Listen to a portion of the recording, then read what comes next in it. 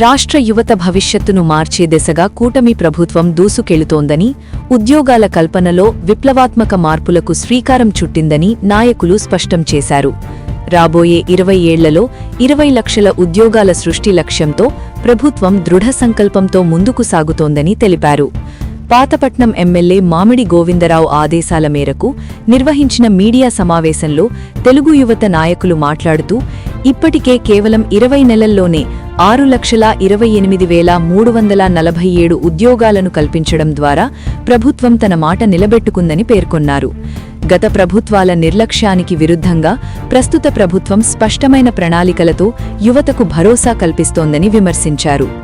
23.23 లక్షల కోట్ల రూపాయల భారీ పెట్టుబడులతో 25 లక్షల ఉద్యోగాల కల్పన లక్ష్యంగా టీడీపీ ప్రభుత్వం ముందుకు సాగుతోందని, స్కిల్ డెవలప్మెంట్, పారిశ్రామిక వృద్ధి ద్వారా రాష్ట్రాన్ని ఉద్యోగ హబ్గా మార్చే దిశగా చర్యలు చేపడుతున్నట్లు తెలిపారు. ఉగాది సందర్భంగా జాబ్ క్యాలెండర్ విడుదల చేయడం చారిత్రాత్మక నిర్ణయమని, ప్రతి సంవత్సరం నిరుద్యోగులకు పారదర్శకంగా ఉద్యోగావకాశాలు అందించే విధంగా ఇది మార్గదర్శకంగా నిలుస్తుందని పేర్కొన్నారు. గ్రామీణ, పట్టణ ప్రాంతాల మధ్య ఉన్న ఉపాధి అంతరాన్ని తగ్గిస్తూ సమగ్ర అభివృద్ధి సాధిస్తోందని వెల్లడించారు. ఈ సందర్భంగా రాష్ట్ర ఐటీ, విద్యాశాఖ మంత్రివర్యులు నారా లోకేష్ బాబు తీసుకున్న నిర్ణయాన్ని అభినందిస్తూ నియోజకవర్గ యువత కృతజ్ఞతలు తెలిపారు.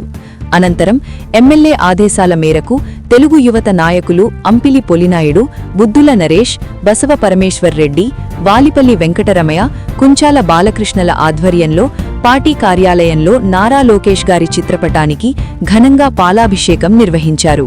ఈ కార్యక్రమంలో ఎన్డీఏ కూటమి నాయకులు, పెద్ద సంఖ్యలో యువత పాల్గొన్నారు.